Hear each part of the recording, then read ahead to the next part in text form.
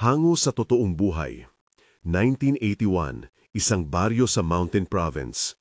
Ako si Gibo, 15 pa lamang noon, kaliwang kamay ng aking lolo sa mga aral ng panggagamot at panlaban. Nang gabing iyon, mayamig ang hangin at ang buwan ay payak, tila takip na hindi ganap na sumisilip sa mga bubong ng nipa at sa mga anino ng pako ng bahay kubo. Sa simula pa lamang ng kwento, alam kong hindi na ito basta sakit ng tao lamang. Kung interesado kayo sa mga kwentong hango sa tunay na buhay at sa mga alamat ng amin, manatili kayo hanggang matapos ito. Kung gusto ninyo ng higit pa, mag-subscribe at i-like ito. Mag-iwan ng komento kung may sarili kayong karanasan o tanong. Malaki ang respeto namin sa mga alamat na ito at sana pag-usapan natin ng mahinahon at may paggalang. Nang bata pa ako, si Lolo Andoy ang mundo ko pagdating sa anting-anting, gamot at kung ano ang dapat gawin kapag ang gabi ay nagdadala ng kakaibang sigaw. Hindi siya nagmamagaling kapag nagsalita ng orasyon. May katapangan sa mga mata niya na hindi mo basta makikita sa iba. Hindi gaya ng ibang albularyo na puro papuri, practical si Lolo. Itiniklop niya ang mga kamay ko at pinakita ang tama at mali sa paghawak ng itak, pagtingin ng pulso at pagdinig ng tinig ng pasyente. Makinig ka, Gibo, madalas niyang sabihin. Ang panliligaw ng kagubatan ay iba sa panliligaw ng tao. Ang tungkod na iyon, ang tinatawag nilang bato, ay nasa pagitan ng aming tahanan at ng liwanag na hinihila ng aming lampara. Hindi yan simpleng kahoy. May bato sa dulo, hindi makintab, ngulit kay bigat kapag hinawakan mo.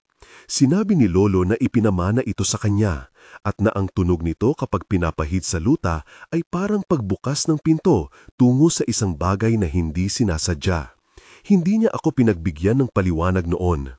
Hindi lahat ng bagay kailangang unawain para gumana ang tugon niya at tumawa siyang parang may nalalamang lihim na hindi niya ibibigay ng buo. Ang buhay sa baryo noon ay payak. May mga gabi na ang kawayan sa bubong ay parang bumubulong. May mga buntong hinga na hindi mo alam kung hingi ng tao o ulat ng kalikasan. Nangyari sa amin ang unang pag-usig ng gabi dahil sa isang pagkakabalot ng bata. Si anak ni Aling Fe. Si Nanay Fe ang tumatak sa alaala ko. Maliit, may mga palad na laging basa at ang mga mata niya ay palaging nakatitig sa dahan-dahang nagbubukas at nagsasara na dingding ng bahay. Dumating siya 2 ng umaga, dinadala ang anak na nangingisay at hindi mapagtapos ang paghinga sa gabi. Gibo, Lolo, tulong naman ang pakiusap niya na parang naglayag sa hangin. Tinignan namin ang bata. Malamlamang balat, nanginginig at may kakaibang marka sa leeg na tila nag-uugat sa balat na hindi naman lumalalim. Nagbigay si Lolo ng pampapanatag at gamot na inuugnay sa kalamnan. Habang ginagawa niya ang mga simpleng paglalapat, tunog ang umuusbong mula sa labas ng bahay, parang palakpak ng maliliit na kuko sa dingding. Napahinto kami, tumayo si Lolo at hinawi ang tabing. Maghanap ka ng kahoy na mas mabigat. Ang utos niya, huwag kang mag-ingay. Ako ang sumunod. Pumunta kami palabas ng bahay at doon unang narinig ko ang kaibang tik-tik na pinaghalo ng hangin. Hindi iyon ang malamyos na tik-tik ng manok. Ito'y mahinahon, may paghinahon, may punit na tila sinusubukang ipagsabihan tayo na may dumating. Ang buwan ay sumilay sa mga ulap at sa liwanag nito nakita ko ang anino ng isang bagay na hindi humihinto sa pagtingin sa amin. Tumahimik si Lolo, inabot ang tungkod at hinawakan ko rin ang dulo nito ng bahagya. Ramdam ko ang bigat nito sa palad at may kaibang lamig na pumailalim sa balat ko na hindi dulot ng hangin. Marahil ang tik-tik, bumulong si Lolo. Hindi pa siya nagtatangka ng hayagang sumalakay. Subaybayan natin. Kapag tumahimik siya, makikinig ka sa puso ng bata. Hindi niya sinabi ang orihinal na pangalan ng nilalang. Sa aming baryo, ang pagbigkas ng pangalan minsan ay parang pagbukas ng pinto, kaya kaming tahimik. Pagkatapos ng mga araw na iyon, lumalalim ang mga gabi. Nagsimulang magpakita ang mga senyales na may kaiba sa paligid. Mga pakpak na tumatama sa bubong, mga kaldero na nalilipat nang hindi natin alam kung paano, at ang mga aso ng kapitbahay na tahimik na lang na parang binitawan ng kanilang buhay. Isang umaga, nagising ang baryo na may natagpuang mga bakas ng paa sa bakuran, maliliit, mababaw at tila nilapag mula sa hangin. Nababalisa ang mga tao. Ang pangalan na paulit-ulit sa bulungan ng baryo ay ng isang lalaki, Alarcon, ngulit mas kilala siya bilang Gabunan. Hindi kami nagkaroon ng paglalarawan noong una. Nagkakaroon lang ng ula ng mga kwentong bumabalot sa gabi. Siya raw ang namumuno sa isang hanay ng mga naglalagalang nilalang na kumikilos kapag kumukupas ang liwanag. May sinasabi rin sila tungkol kay Lola Dorey, ang matandang babae sa kabilang bukid na may kaibang anyo at kasalatan sa mga ritual. May mga nagsasabing dati raw siyang may kaugnayan sa kadiliman, iba naman ang nagsasabi na siya ang tumutulong sa amin sa mga oras ng kagipitan. Ako'y kabilang sa mga hindi sigurado. Minsan, dumating si Aling Fe na dala-dala ang maliit na anak at hindi niya naitala lamang ang mga marka. Nawalan siya ng luha sa mata at sinabi niya na may mga anino sa labas at may kumakanta ng hindi mawari ng lingwahe. Sabi ng bata, mga mata raw na naglalagablab. Bulong niya, hawak ang kumot ng bata na parang may buhay na hindi sigurado kung babalik. Tumingin kami kay Lolo, malalim ang paghinga niya. Kailangan nating subukan, sabi niya sa akin. Hindi sapat ang gamot lang, kakailanganin ang tungkod. Nang ilabas ni Lolo ang tungkod sa harap namin, napabuntong hininga ang lahat. Mula sa girid ng tungkod, may bato na nakaukit, hindi kapansin-pansin sa unang sulyap. Ngulit may bigat ang presensya nito, parang may kwentong hatid na hindi maaring basta bitawan. Pinahawak niya ito sa akin bilang pagsubok. Kung tatawagin mo ang takot at iiwan mo ang tungkod, hindi ka makakatulong sa sinuman, aniniya. Ang unang pagharap ko sa aswang ay hindi kagaya ng mga pelikula. Walang kumikislap na mata, walang dramatikong pagliyab ng dugo. May tahimik na pagdampi ng pag-iisip, parang hangin na pumapasok sa isip ng bata at sumasalamin ng mga panaginip na hindi dapat marinig ng gising. Nang gabi, pumasok kami sa isang maliit na grupo, si Lolo, ako at ang dalawang kapitbahay na pamilyang nag-offer ng tulong. Maingay man ang mga oras na iyon sa loob ng aming puso, panatag ang aming mga galaw sa labas, mga yatak sa damuhan, mga alon ng kandila at ang isinisigaw ni Lolo nang hindi niya inaawit ang buong orasyon, mga piraso lang na parang alon sa bibig niya. Hindi ko maulit ang mga salita, ngulit ramdam ko ang tensyon ng hangin sa paligid kapag binibigkas niya. Nang kami naglakad, ang gubat ay may sariling palad. Ang mga sanga ay kumikislap sa ilalim ng buwan at may mga tinig na tila nagbabalik mula sa malayo. Biglang may lumusot na anino, mabilis at parang hindi lubos ang tao. Ang puso ko ay tumalon. May dumating na malambot na ingay tulad ng pag-untog ng kandila sa hangin. Isang halakhak na hindi akma sa katawang tao. Lumuhod si Lolo, inabutan ng tungkod at nagpahinga ang palad niya sa ibabaw. Aalamin natin kung ano ang tunay na nasa likod nito, sabi niya, at ang kanyang boses ay mahigpit. Naghiwalay kami ng saglit at ako ang tumakbo sa gilid para subaybayan. May tunog na nagmumula sa dikalayuan, akong tahimik na pagmuya ng damo. At doon ko unang nakita ang hugis. Maliit, may buntot at may muka na parang hindi pa nagiging buong tao. Tumigil siya, lumingon at ang mga mata niya ay parang dalawang maliit na ilaw na naglalagablab. Tumigil ako at sa sandaling iyon naramdaman ko ang paglampas ng oras. May nagkaroon ng bala sa dibdib ko. Takot na hindi basta tinatawag na takot kundi panibagong uri na nagpapalakas at nagpapahina ng sabay. Hindi ko naaalala kung kailan nagsimula ang pag-atake. Ang susunod na bahagi ay puro galaw. Si Lolo ay sumugod, may sigaw, at ang tungkod ay kumabit sa lupa. May naramdaman akong init na dumaloy mula sa bato, isang malabo ngunit tiyak na pag-iigting na parang tumitibok. Ang nilalang ay parang napaluhod, nangingisay at umikot sama ng hangin. May mga kapitbahay na humampas gamit ang palaka at kahoy.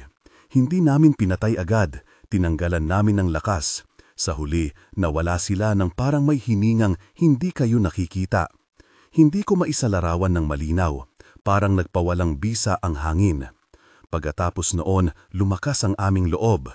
Pero hindi nagtagal ay dumating ang mga mas mabibigat na pagsubok. Isang gabi, natangay ang isang bata sa isang di pangkaraniwang paraan. May mga bakas ng sapatos at mga ilusyon ng alikabok na sumisikip sa kalye at si Lola Doray ay naroon sa gilid ng liwanag, hawak ang isang maliit na palayok at tinatakpan ang mga dulo nito. Hindi siya nagsalita agad sa amin. Binigyan kami ng tingin niya na parang sumasaklaw sa maraming taon. Hindi pa tapos ang loro, ang sabi niya, na parang hindi siguro ang ibig sabihin ng mga salitang iyon ay direkta sa akin. May tensyong hindi namin maintindihan sa pagitan ni Lola Dure at ni Lolo. May mga yungib ng galit at may mga lihim na hindi nabibitawan sa mga gabi ng tsismis. Hindi kami makasiguro kung ang dating ugnayan nila ay pagkakasundong matatanda o pinaglayo ng isang bagay na mas malalim. Ang baryo ay nagkakahati sa pagtingin. May mga naniniwala na ang mga taong kagaya ni Lola Dore ay may alam na hindi namin alam. At may mga natatakot na baka siya ang pinanggagalingan ng nagaganap. Ang iba naman ay humihingi ng kanyang tulong. Sa mga sandaling iyon, nadama ko ang pagiging dalawa ko. Hindi basta tagasunod ng lolo, hindi rin ganap na hindi nagtataka kung tama ang lolo. Isang gabi, habang naglalakad kami papunta sa bahay ng isang may sakit, sinalubong kami ni Lola Dure. Hindi siya nakatingin sa amin sa paraang karaniwan. Ang mga mata niya ay may humahabi na mga pattern ng alaala. Gago ka pa rin, binitiwan niya at tumawa na parang may luhang sumisipol sa hangin. Humiga siya sa harap ng apoy at inabot niya ang tungkod sa akin na may kakaibang kilos. Itago mo ito ng mabuti, ang bato ay hindi para sa lahat. Nang hinawakan ko ang tungkod, may sumiklab sa loob ko. Isang pag-aalala ng maraming gabi, ng halakak, ng pagdurusa na hindi ko pa nararanasan. Pagkaraan, nagkasigalot ang baryo. Nabighani si Lola at may mga unang pagpatay na nilalapit sa loob ng gabi. Ang mga ulat ay unti-unting humahaba at sumisikip. May mga hindi na bumabalik pagkatapos maglakad sa gubat. At sa gitna ng kaguluhan, lumutang ang pangalan ni Gabunan ng may lalim ng puot. Nagkaroon ng mga tanda na tila may pinaghihigantihan, mga punda ng tao na tinutulak sa mga bakuran, at ang mga kaldero ng mga karinderya na may nahulog na abo at tila nag-iwan ng mga marka na hindi natin maintindihan. Pagdating ng araw na kinailangan naming sumalakay sa isang lugar na iniugnay sa kanila, nagtipon kami ng ilang kalalakihan, si Lolo, ako, ang dalawang kapitbahay na dati ng kasama, at si Aling Fe na tila hindi na kontento sa takot kundi puno ng pagnanais na mabawi ang anak. Naglakad kami patungo sa gubat na pinapangalagaan ng mga batang samyo ng palumpong. Ang lupa ay basa pa rin sa ulan na hindi naman dumating. Tila nilunod ng isang asing na malabnaw na hindi natin mawari. Pinamunuan kami ni Lolo sa isang maliit na landas na tila hindi ginagamit ng mga tao ngayon. Sa aming paglalakad, may mga ibon na biglang bumabagsak na parang hindi nila naintindihan ang liwanag. Sa labas ng hangin ay may kakaibang amoy, huni ng patay na hindi naman patay, at may kaunting alat na tilang sibuyas na hinugasan ng luma. Humarap si Lolo sa akin at ang mata niya ay nakaluhod. Kung may magaganap, alagaan mo si Aling Fe, ang mahinang paalala niya, at ang tungkod, huwag mong paliitin. Sinabi niya iyon na parang ang bawat salita ang huling dahilan ng isang ritual. Hindi ako natakot noon, o di ba'y ganoon ang akala ko. Nung dumating kami sa lugar, hindi ko inaasahan ang malakas na paglingon ng kalaban. May mga nilalang na hindi basta tao. Mabilis, maliksi, at ang kilos nila ay parang sinanay sa pagyurak ng liwanag. At saka, nangyari. Sa gitna ng kaos, may sumuot sa akin na nakakabit na tali. Hindi ko inaasahang ako ang susunod na huhulihin. Sumigaw ako, ngulit tila ang aking sigaw ay nilulunod ng malamig na hangin. Nakita ko ang muka ni Lolo na parang sumulyap at may luhang naguumigting sa kanyang mga gilid ng mata. "Gibo!" sigaw niya, at ang tunog ay parang nagpapakawala ng isang hindi inaasahang lakas. May nagdaan na kidlat sa pagitan ng puno. Bago ko pa malaman, ang mga kamay ng mga nilalang ay dumampi sa aking braso at inilagay ako sa isang maliit na kulungan. Isang kahon na may masikip na kisame at maitim na amoy ng lumang lupa. Hindi ko mawari kung ilang oras ang lumipas. Ang mga butas ng kahon ay maliit na butas na nagbibigay ng liwanag na parang nagpapaliwanag ng pagpapahamak. Sa loob, nakaupo ako at naririnig ang mga yapak sa itaas at ang pagdampi ng mga tinik na parang naghihintay ng isang hayop na paglalipasan. Hindi ko naramdaman ang matinding sakit, ngunit isa ang nararamdaman ko. Parang may nag-uumpisang pumutok sa aking dibdib, takot at kaliwa. Wala akong mapagsigawan. Ang huling makita ko mula sa maliit na bintana ng kulungan ay ang mga paa ni Lolo na nagtatago sa pagitan ng mga damo, at ang pagkilos niya ay tila hindi sapat para sa lahat. May narinig akong tunog, mga paghinga, pinaagi ng isang tinig na hindi ko matukoy. Hindi ko naalala kung ako'y nakatulog, ngunit nang magmulat ako ulit ng mata, may umiilaw na apoy sa labas at may mga taong sumisigaw.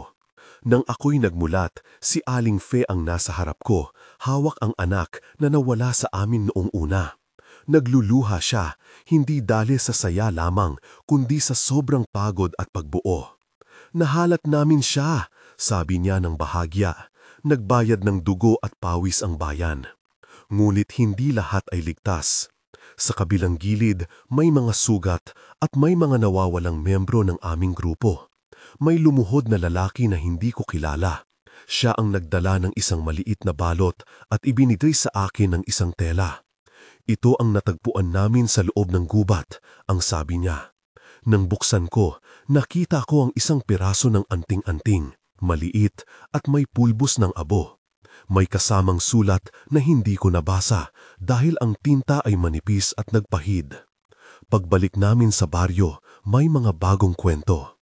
Si Lola Duray ay nagpakita at hindi siya nakangiti. Nang lapitan siya ni Lolo, nagkamali ang aking puso. Tila may hindi pa tapos.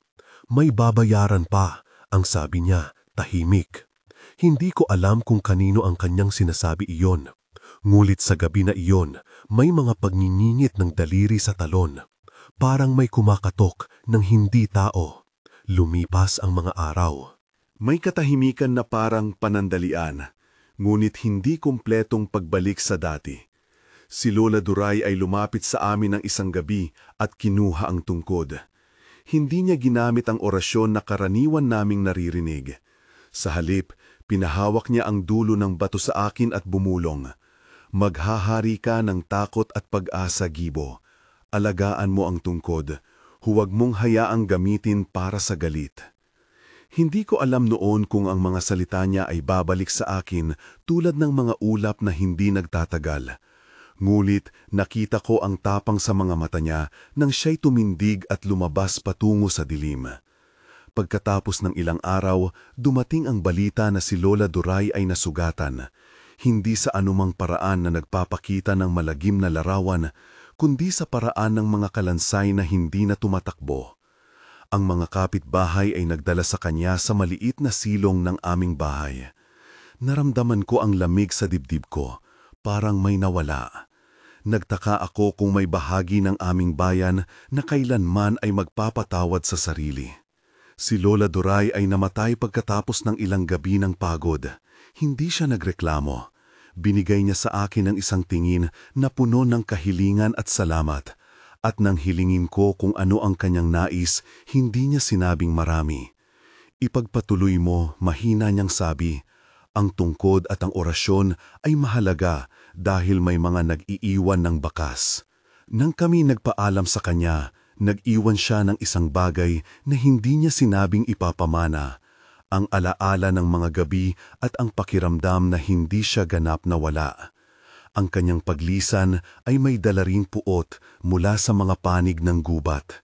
May mga nagdilim na gabi pagkatapos noon at kami ay naghanda, hindi upang maghari kundi upang magligtas. Lalo na dahil may isang pangalan na patuloy na humahabi ng takot sa aming dapa, Gabunan.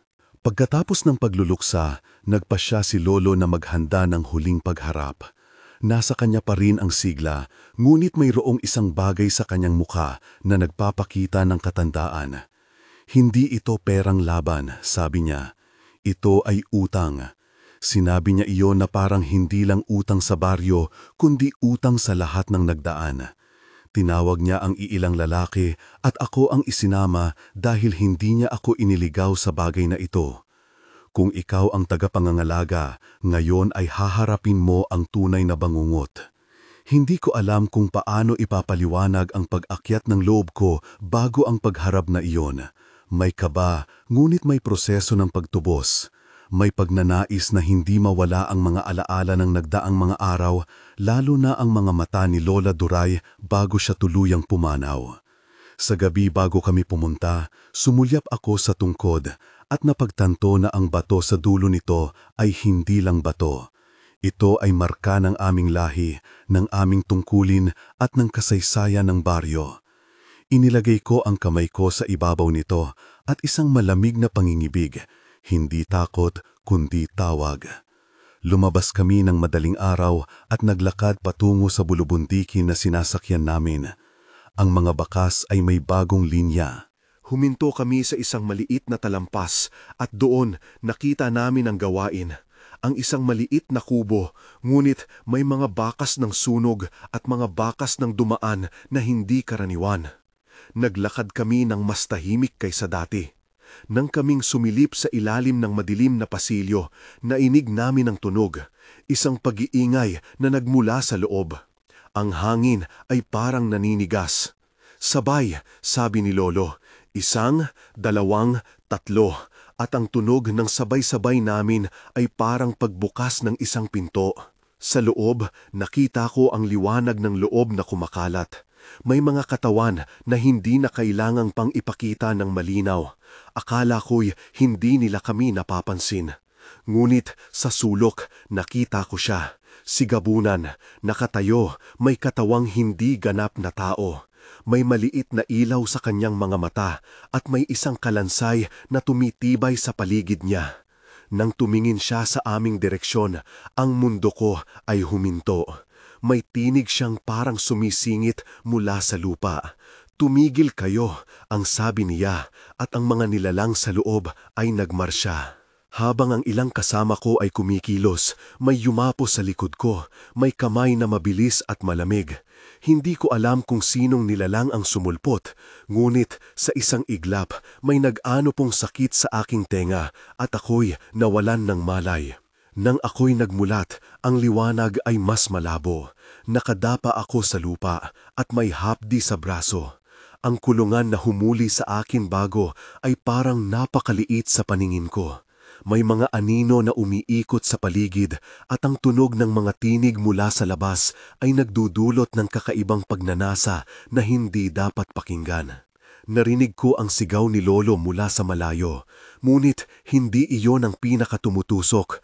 Ang pinakatumutusok ay ang kawalan ni Aling Fe sa aking tabi. Hindi ko alam kung saan siya. May mga kamay na kumapit sa akin at ibinuhos ako sa isang maliit na daan. Napagkamalan kong ako'y binubuhos ng tubig at ang amoy ng yero ay pumuno sa aking ilong. Nang biglang pumasok ang liwanag, nakita ko si Lolo na nakikipaglaban, duguan, ngunit may katapangan. Siya ang nagpapatimbang sa aming pagbabalik. "Gibo, humawak ka sa tungkod," sigaw niya. Sa galaw na iyon, kinuha ko ang tungkod at pinindot ang bato nito sa lupa. Hindi ko mawari ang nangyari pagkatapos. May nag-usok, may nagsigaw, may nakita akong anino na parang naputol ang ugnayan sa pagitan ng hangin at ng lupa. Matapos ang kaguluhang iyon, napagtanto ko na hindi lamang isa ang pinaglalaban namin. May mga kasamang nawala, may mga hindi na gumigising sa kanilang pagkakahiga, at ang ilan ay hindi nagbalik sa kanilang sarili. Napakasakit ng bawat nasirang bahay at ang tunog ng mga babae na umiiyak sa gabi ay nanatili sa akin. Ngulit sa gitna ng lahat ng iyon, may isang maliit na kabuhayan na nagbalik. Nakita namin ang anak ni Aling Fe nakahalik sa kamay ng nanay niya at umiiyak ng tahimik. May busal ng halahak at pasasalawat sa paligid, pero hindi ito perpekto. Hindi naglaon, may mga bagong kwento. Si Gabunan ay nasugatan, hindi napatay. Ang kubo na pinagmula ng kaguluhan ay nasunog at may mga butas na hindi namin alam kung saan galing. Ngunit ang pinakapuntos, ang tungkod ay naging mas mabigat at ang responsibilidad ay lumipat sa akin na parang isang lampara na dapat panatilihing hindi mamatay. Nang sinubukan ko ulit ang hawak sa bato, naramdaman ko ang init ng mga kamay ni Lolo na parang nakaimprenta sa kahoy. Ibig sabihin nito, Gibo, sabi niya, at ang kanyang tinig ay humina. Iyong lahing may tungkod ay hindi para lang sa pakikipaglaban. Ito ay pag-aalaga. Hindi ko alam kung ilang gabi ang lumipas bago kami nagpaalam sa mga nawala. Si Lola Duray ay pumanaw na may katahimikan. Ilang kababayan namin ang hindi na bumalik. Ang baryo ay naghilom ng dahan-dahan, ngunit hindi na kami ang dati. Sa paglipas ng mga buwan, ang tungkod ay naging sentro ng aming mga ritual at ng aming pag-aalala. Pinag-aralan ko ang mga aral ng lolo ng masinsinan, kung paano selyuhan ang mga bakas, kung paano maglagay ng maliit na palayok sa gilid ng bintana, at kung paano pakinggan ang mga bulong ng gabi. Nagising ako sa umaga na may bagong bigat sa dibdib, hindi dahil sa takot, kundi dahil sa kabuluhan ng ipinamana sa akin. Ipinamana sa akin ang tungkod ng isang gabi na malamig at tahimik. Hawak niya ang kamay ko at ang mga mata niya ay may halo ng pagod at pag-asa. Alagaan mo, huwag mo itong gamitin sa galit, ang payo niya. Pinindot ko ang bato at naramdaman ko ang tumitibok na pag-alala. Parang may mga taong umaasa na hindi kami magkakamali. Nang lumipas ang mga taon, naging bahagi ako ng buhay ng baryo bilang taong hawak ng tungkod. Hindi isang mandirigma lamang, kundi tagapangalaga ng alaala at gamot. May mga gabi pa rin na naririnig ko ang mga pagungtingting sa bubong at may mga araw na ako'y nauuhaw sa katahimikan ng gubat. Ngunit alam ko ngayon ang ibig sabihin ng responsibilidad. Hindi ito karangalan lang, ito ay pasanin. Sa mga mata ng mga bata, ako ang dapat magbigay ng tapang. Sa mga mata ng matatanda, ako ang dapat mag-alaga. At sa mga mata ng mga nawalan, ako ang dapat magdala ng alaala. Makalipas ang mga taon, minsan na lang may nag-uulat na may mga anino na nagpapalipad sa paligid ng baryo. May mga nakakita ng maliit na liwanag na kumikislap sa gubat at may nagsasabing ito ang ungol ng mga nagdaan. Ngunit sa tuwing hahawak ako sa tungkod, nararamdaman ko ang presensya ng mga naunang nagtaguyod, ang mga lolo at lola na naglaan ng kanilang buhay para itugtog ang liwanag sa madilim na gabi. Hindi ko sasabihin na ako ang bayani. Hindi ako bayani. Isa akong alagad ng tungkod at ng mga kwento. Minsan, iyon na ang sapat. May panahon na pinipili kong maglakad lang sa gabi, hawak ang tungkod, at tanungin ang hangin kung ito'y nagpapatawad. May mga sagot na dumarating, hindi sa salita, kundi sa pamimiglas ng damo, sa pagyuko ng dahon, sa pailaw ng mga bituin. Siguro, iyon ang paraan ng aming baryo na magpatuloy, hindi sa paglimot, kundi sa pagdala ng alaala at responsibilidad sa susunod na henerasyon.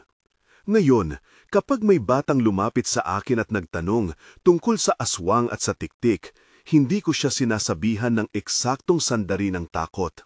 Sinusubukan kong ilarawan ang kapwa-hanggaran, ang takot at ang pag-asa, ang pagluha at ang pag-alagaan. Dahil sa huli, Ang tungkod ay hindi lamang bato, ito ay alaga ng bayan. At sa pagtanggap ko nito, isa akong tagaturo na may tungkod, na may kwento ng dugo at abo, ng pagluha at pagpagpatawad. Hindi natapos ang aming laban sa mga gabi. May mga panahong bumabalik ang mga bakas. May mga panahong susunod ang mga kabataan na sasabak sa landas. Ngunit ako rin ay namamalagi, nagpapasa ng mga aral na hindi basta-basta matutuhan sa mga libro. At kapag nararamdaman kong sobra na, ako'y bumabalik sa init ng bahay, sa amoy ng usok ng uling, sa mga mata ng mga anak na nagtatanong kung bakit may mga araw na ang mundo ay tila malabo. Dito nagtatapos ang bahagi ng aking kwento na inilahad ko sa inyo ngayon. Ang umpisa, ang pagkilala, ang pagkidnap at pagligtas, ang unang pagtusok ng tungkod sa madilim na gabi, at ang pamana matapos ang pagkamatay ni Lola Duray. Ngulit ang totoong sinasabi ko, ang tungkod ay buhay at ako'y tagapagmana nito.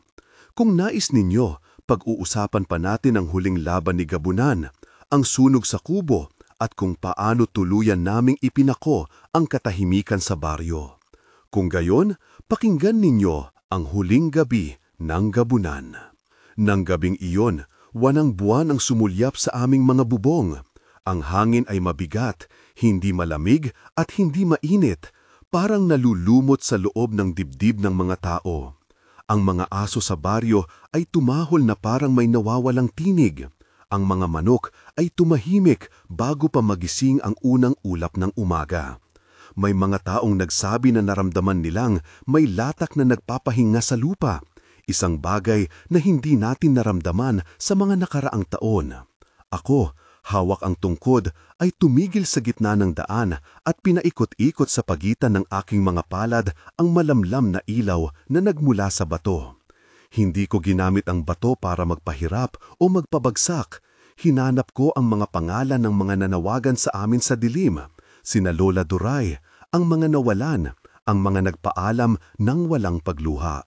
Tinawag ko ang kanilang alaala hindi sa pagnanasa ng paghihigante, kundi sa paghingi ng pahintulot, sapagkat ang tungkod, ayon sa naituro sa akin, ay hindi dapat kumilos ng walang pahintulot ng mga nagbabantay.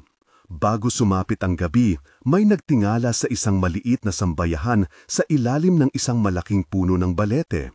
Doon nagtipon ng mga matatanda at ang mga naghahanggad na tumulong. Hindi kami nagdala ng sandata na kinakatawan ng galit, mga sibat na hibla ng kawayan at mga palayok ng abo ang itinabi namin, mga bagay na may pangalang luma at may kakayahang tumukod ng daigdig. May dalang asin ang ilan, may dalang puting tela ang iba, at may isang maliit na anak na babae na nag-alok ng walis na gawa sa tabingi-tabing damo na sabi ng kanyang ina ay ginagamit sa paglilinis ng landas ng mga naligaw na espiritu. Nang tumingala ako sa lahat ng mukha, nakita ko ang pagod na naging katiyakan, na kung may gagawin namin ito ng may timbang at hindi sa maligalig na pagnanais na makapugot. Ang plano ay hindi makapangyarihan. Ito ay malinaw at, sa aking palagay, banal sa isang paraang hindi madaling ilarawan. Gagawa kami ng isang apoy, hindi para magpasabog, kundi para tumawag. Sa gitna ng aming pagkakaisang iyon, may isang lumang kubo na pinili ng mga nakatatanda, ang kubo ni Mang Dario, na walang anak na maayos na magpaalaga. Pagkatapos ng maraming pag-uusap at pagluha, siya mismo ang pumayag na hayaan ng kanyang kubo maging patibong. Kung kailangang magbuwis upang patigilin ang pag-uusig, hayaan ninyo akong unang tumayo, ang sabi niya na may tinig na nakawing ng tapang at kabulaan. Inabot niya sa akin ang isang maliit na kahon na may laman na abo mula sa kanyang huling palayok, ilang hibla ng buhok ng kanyang asawa at isang lumang kwentas na dating may lihim na bendahe. Ito ang mga tanda ng aking bahay, aniya, gamutin ninyo ng may pag-aalala. Hindi ako tumingin sa kahon na para bang ito lamang ay bagay. Para sa akin, ito ay isip ng isang buhay at ang tungkod ko ay may kakayahang tumugon sa mga isip na iyon. Nang sumapit ang dilim, dinala namin ang kubo sa gilid ng bakuran, hindi upang ilayo mula sa amin, kundi upang magbigay ng daan para sa huling pangyari. Nagpagulong kami ng mga palayok ng abo sa paligid, naglatag ng puting tela sa pinto at nagsindi ng maliit na mga his ng langis ng niyog upang magbigay ng usok na malapot at nakakaakit. Ang lahat ng iyon ay mga tanda, mga paanyaya at mga pag-asa. Pagdating ng hating gabi, nagkaroon ng isang katahimikan na parang hinihintay ang hininga ng mundo. Si Gabunan ay hindi dumarating ng may tunog ng paa lamang. Dumarating siya na parang lumulutang na anino na may amoy ng matandang ulan at patay na dahon. May kasama siyang mga tunog na hindi namin anumang hayop, parang mga pilipit na tinig ng mga lumang kalabaw sa gabi at ang pag-uwi ng mga sulat na hinipan ng hangin. Nang makita namin siya, hindi siya nakinang sa anyo ng tao o hayop. Siya ay isang daloy mangkurap na nagbabago anyo sa mga anino ng punong kahoy, sa pader ng kubo, sa anyo ng isang lalaki na nawalan ng mga mata at tumatawa ng wala sa lugar. Siya ay Gabunan, at sa kanyang paligid tila naglilipana ang mga lumang sugat ng aming bayan. Hindi namin siya pinuksang araw, naghanda kami sa kaginhawaan ng mga pangalan. Bawat isa sa mga lolo at lola ay nagdalang halimbawa ng pangalan ng isang namatay. Duray, wika ni Lolo Anselmo. Marta, sabi ni Aling Bigniga. Tomas, mahinang tinig naman ni Mang Dario. Hinawakan nila ang hangin na tila sumasagot. Ang tungkod ko, nangakibo sa hakbang, ay naglabas ng isang mahina pero tiyak na liwanag, hindi nakakasilaw, kundi parang ilaw ng kandila na nagbabalik sigla ng pag-alala. Inilagay ko ang tungkod sa harap ng pinto ng kubo at unti-unti akong kumanta ng mga pangalan ng mga taong nawala. Hindi man ako makapagtapos ng isang kanta, naramdaman ko ang paggiit ng bato na parang lumalaso ng init ng mga alaala. Lumapit si Gabunan at sa paglapit niya'y nag-uukit ng takot sa hangin. Ngunit hindi kami tumakas, tinindig namin ang aming mga katawan sa liwanag ng mga palayok. May nagsimulang umawit ng isang matandang awit ng paglilinis at ang mga mangmang na tinig ay nagtagpo sa iisang himig. Sa sandaling iyon, ang hangin sa paligid ng tungkod ay naghubad ng isang bagong tunog. Mga maliliit na dahon na kumakalansing sa loob ng aming mga dibdib. Ang Gabunan ay sumigaw, ngunit ang sigaw niya ay nag-iba. Para siyang naaninag ng isang bagay na matagal nang nakakuble. Ang kanyang anyo ay nagbalik-anyo at sa loob ng likaw niyang iyon nakita namin ang mga nagdaan, mga anino ng aming mga ninuno na matagal nang naghihintay ng ganitong gabi. May isang sandaling hindi ako malinaw, ang pagkakaalala at ang katotohanan ay nagsama. Ang tungkod ay nagmisik ng malamlam na pulso at nang itulak ko ito sa lupa, ang lupa ay parang tumugon. Isang tunog na mahinang kampana, isang pasigaw ng mga ugat mula sa ilalim. Dito nagpasya ang mga bagay na nariyan. Maaari naming gamitin ang apoy upang ilantad ang kanyang kahinaan. Hindi kami nagliyab ng walang dahilan. Ginamit namin ang apoy upang higpitan ang paligid para hindi makalabas ang anino at para pilitin ang Gabunan na lumitaw, na magpakita ng mukha na maaaring panagutin. Nagising ang kubo sa apoy. Hindi ito sunog ng pagpanibagong. Ito ay apoy na puno ng mga ritual na aming inihanda. Mga dahon ng lagundi, mga hibla ng banig na hinaluan ng abo ng palayok, at ang mga palasinsing na pinagtagpi ng mga anting-anting. Nang bumukas ang pinto ng kubo at nagdalang anino si Gabunan, siya ay napasangla. Ang apoy ay kumakaway sa kanya at binubura ang iba pang anyo. Nang magsalubong ani, hindi ang lakas ko kundi ang alaala ng mga buhay ang nag-ugat sa pagkilos. Bawat pag-indayog ng tungkod ay isang pangalan. Bawat hampas ay sinasabayan ng isang pagbubulong tungkol sa paggaling, hindi sa pagsisira. Ngulit, ng mga sandaling iyon, may bayad ang paggaling. Hindi ko ilalarawan ng marahas ang mga bagay, hindi ito kailanman magiging aking hanggaran. Ngulit sasabihin ko na may mga nawala muli. Nakita ko si Mang Dario na kumikilos, hawak ang isang palayok, at ngayoy hindi na siya bumalik. Nakita ko ang mata ng isang batang lalaki na naging malabo habang naglalaho ang liwanag sa kanyang mukha. Hindi kami nagwagi ng walang pagdurusa. Ngunit nang humupa ang apoy at nang ang umaga ay nagsimulang magdikit ng liwanag sa aming mga kamay, naglaho na ang mga galaw ni Gabunan. Ang kanyang huling panlulumo ay naging hangin na dahan-dahang umuuwi sa mga ugat ng puno. Sa gitna ng abo at ng mga nagiinit pa na troso, kami ay nagtipon. Ang ritual na nagpatigil sa kanya ay hindi isang panghuhusga, kundi isang pag-uupan ng katahimikan. Ipinako namin ang katahimikan sa pinto ng kubo. Hindi literal na mga pako ng bakal, kundi mga pako ng kahoy at tela at mga pangalan na inilatala sa loob ng isang puting supot. Ang supot ay itinali, inilubog sa abo at inihagis sa pusod ng apoy. Ang paglalagay na iyon ay parang paglagay ng pangalan sa isang silid na hindi na mabubuksan. Hinihikayat ko kayong maramdaman kung paano iyon nagiging ganap. Ang katahimikan ay hindi lamang kawalan ng tunog. Ito ay isang presensya na nagpapatibay ng pag-asa at pagbabalik ilan. Matapos ang gabi ng apoy at humupa ang mga bulong, naglakad kami pauwi ng may mabigat na mga pagkakataon. May mga nagmamarka ng sulat sa kanilang mga labi at may mga kamay na hindi na muling humawak ng tungkod sa parehong paraan. Ako mismo, nang hinawakan ko muli ang tungkod, ay naramdaman ang bagong guhit. Isang pilat sa kahoy na kumakatawan sa gabi ng pagnasaan at sa mga pangalan ng nawala.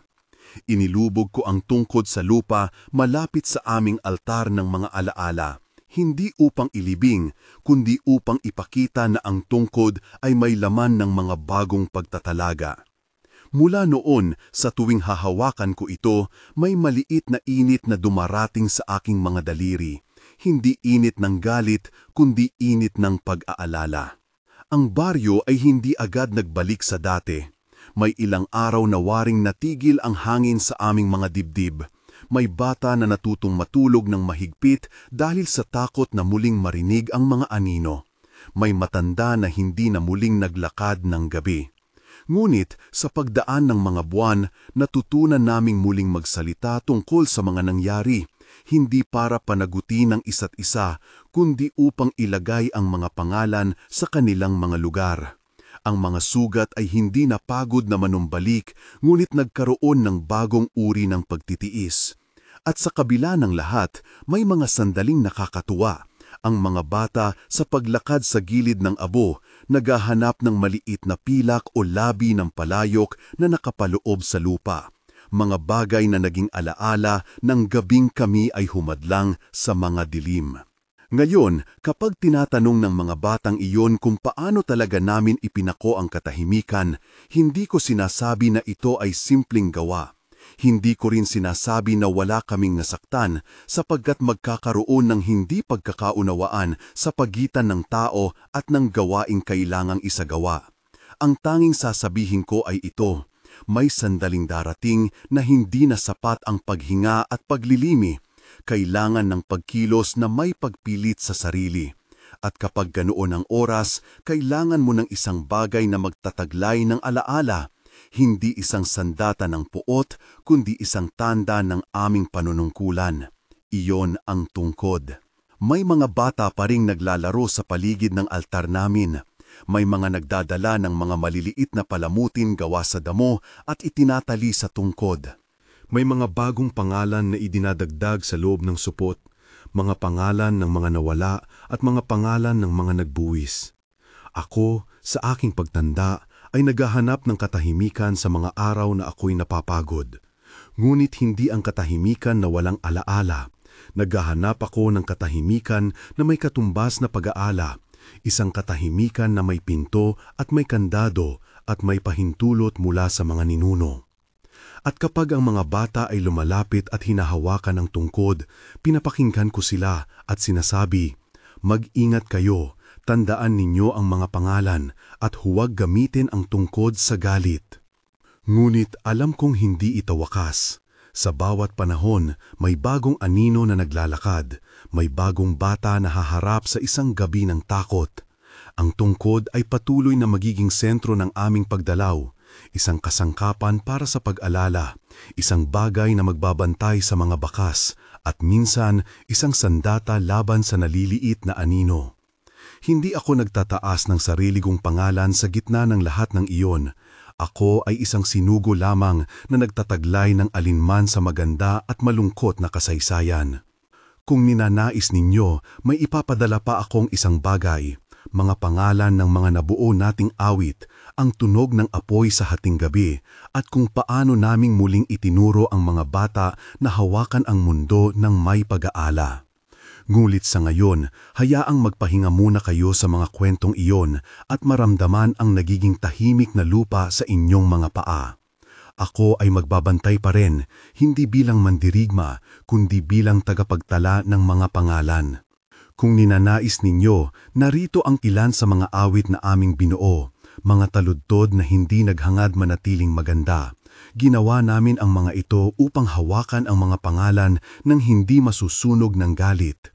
Inaawit namin ang mga iyon sa paligid ng hating gabi, sa init ng naglilihim na apoy, at sa pag-ikot ng mga bata na nakatingin na parang mga ibong baguhan.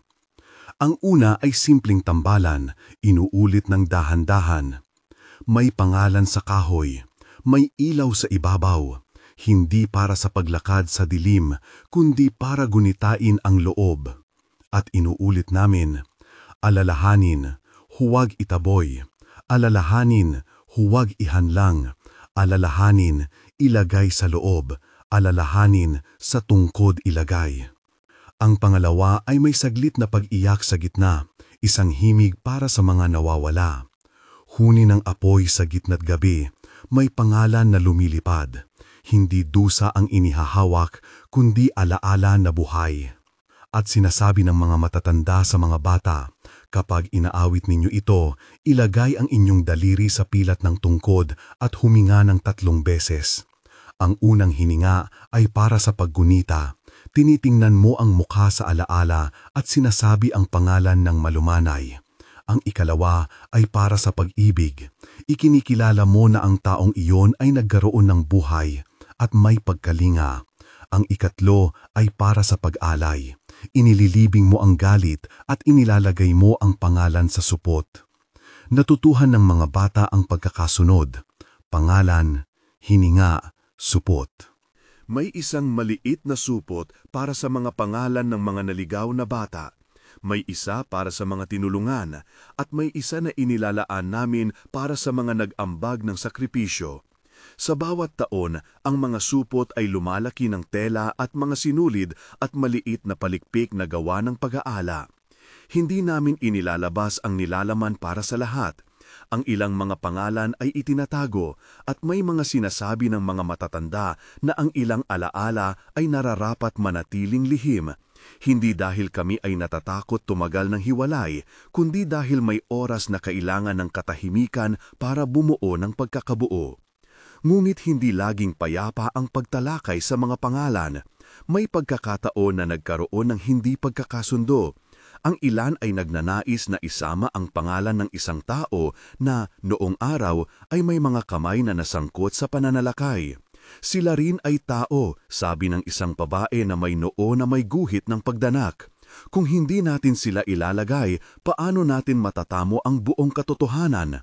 Ang iba naman ay nagtatakda. Ang alaala ng mga inasahang sugat ay hindi dapat makasama ng pangalan ng puminsala. Mawawala ang hangganan sa pag-aala. Hindi madaling proseso ang pagtatalaga. Pinapanood namin kung paano ipinapasok ng bawat isa ang kanilang takot at pag-ibig sa maliit na supot. Ako mismo ay nakaupo minsan sa gitna, pinapakinggan ang pagtatalo at pilit na ibinabalangkas ang mga salitang. Hindi natin hinahayaang mawawala ang pangalan, ngunit hindi rin natin isinasaad na ang pag-aaral ay parangal sa kasalanan. Sa huli, napagdesisyonan namin na may 2 tala.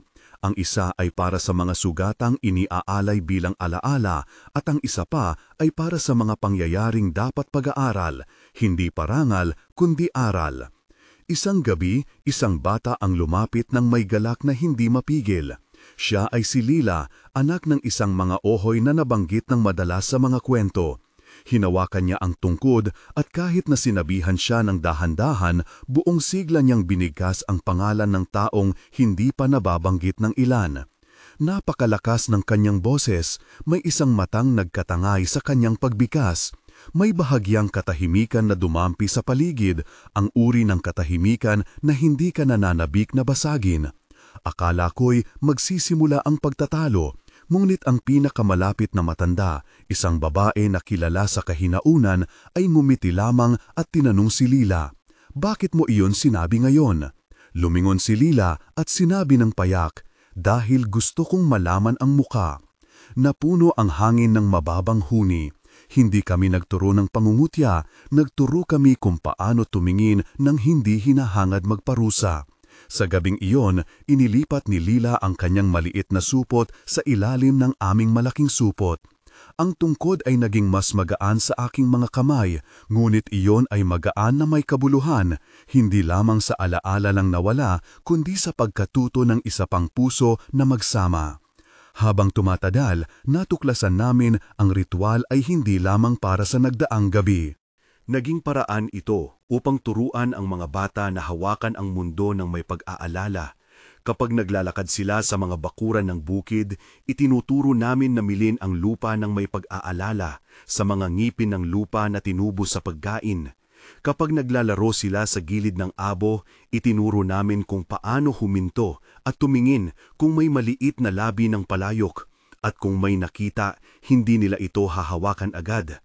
Sasabihin nila ang pangalan at hihintay ang isang matanda upang bigyan ng kahulugan. Ang bawat simpleng bagay ay naging pagsasanay sa pagkakaroon ng malay.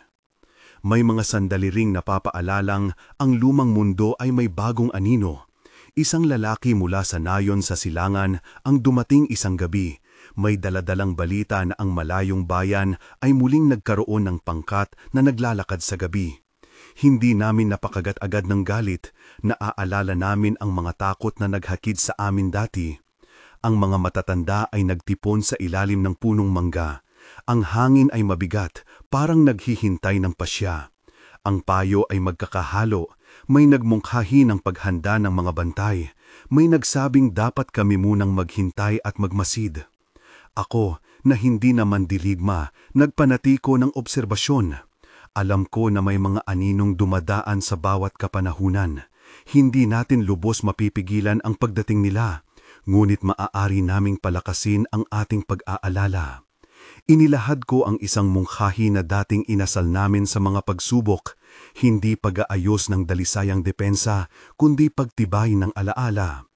Ituro natin sa mga bata ang mga daan, sabi ko. Huwag lamang ituro kung paano humataw. Ituro rin kung ano ang dapat tandaan kapag bumalik ang mga anino. Ang mga matatanda ay umiling, ngulit may pag-asa sa kanilang mga mata. Bago namin tuluyang pagpasyahan ang gagawin, umusbong ang gabi at ang mga bata ay nagkalat sa paligid ng altar. Nakita kong may isa sa kanila, isang maliit na lalaki, si Tomas, ang naglalakad ng palihim patungo sa tungkod. Hindi ko naramdaman ang galit, ang naramdaman ko ay isang panliliit na pagdadalang hindi. Tumayo ako at sinuong ang dapit hapon, ngunit tumigil ako nang makita siyang nagdapa at humarap sa tungkod nang parang nakikipag-usap sa isang matandang kaibigan. Siya ay bumulong, hindi marinig ng iba, at iniwan ang kanyang maliliit na paa na dumikit sa lupa. Umuwi ako ng gabing iyon na may munting pag-aaninag sa dibdib. Alam ko na ang tungkod ay patuloy na magsisilbing daangan para sa mga nagdadala ng alaala, para sa mga nagtataglay ng aral, at para sa mga sugat na kailangang pangunahan. Hindi ko inaasahang mawawala ang panganib. Inaasahan ko lamang na makikita ng baryo kung paano mamuhay kasama ang alaala at ang kahinaan. Sa labas ng aming balkonahe, narinig ko ang malayong yabag, hindi ng naglalakad na hayop, kundi ng taong may dalang saplot sa paglalakad. Ang yabag ay nagpaalala na ang gabi ay hindi ganap na kailanmang malinis mula sa mga anino. Ako'y huminga at hinawakan ang tungkod sa gilid ng pintuan. Nararamdaman ang maliit na init sa pilat. Hindi bilang isang hudyat ng digmaan, kundi bilang panata na hindi namin kalilimutan ang mga pangalan. Tumayo ako ng matiyagang nakikinig sa yabag na palapit.